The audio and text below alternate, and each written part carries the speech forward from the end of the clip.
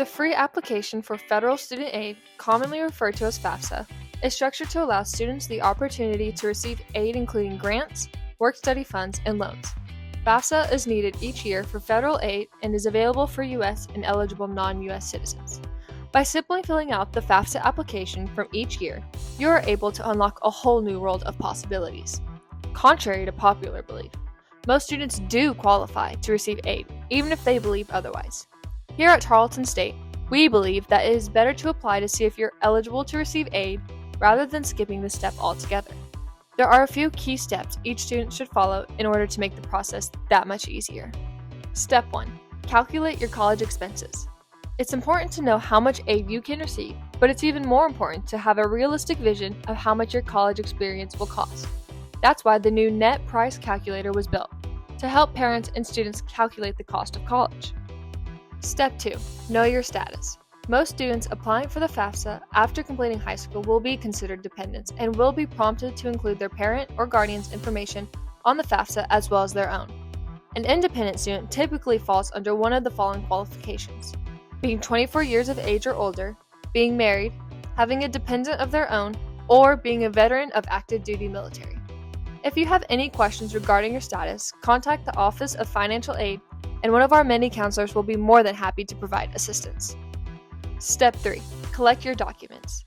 Before you begin your application process, it is imperative that you have the following documents on hand: your 2023 tax returns, for you and, if applicable, your parents, your social security number or alien registration number, and your bank statements and other financial records. Once you have your documents ready, you'll need to create your federal student aid ID if you don't already have one registered. Both you and your parent or guardian will need an FSA ID to sign your FAFSA. Your FSA ID will serve as your login information and digital signature. You will need your social security number, cell phone number, and email address when creating your FSA ID at FAFSA.gov. Cell phone numbers and email addresses can only be associated with one FSA ID, so it is important to use your own personal information when creating your account. It is also very important to use an email address that you will continue to have access to for the years to come. Verification of your FSA ID can typically take between 3 to 5 business days, so make sure to create your account a few days before you plan to apply for FAFSA. There are a few key things to remember during your FAFSA journey. Tarleton State may require additional documentation following the submission of your application, so it is important to watch your email closely to ensure that you receive the needed aid. When it comes to paying for college, the early bird gets the worm, so make sure to submit your application as early as possible. There are limited amounts of aid, and the earlier the application, the earlier the response. Don't be afraid to ask for help from the Office of Financial Aid. They are here to provide assistance. Here at Tarleton State, there is no shortage of resources for students and parents looking for financial assistance.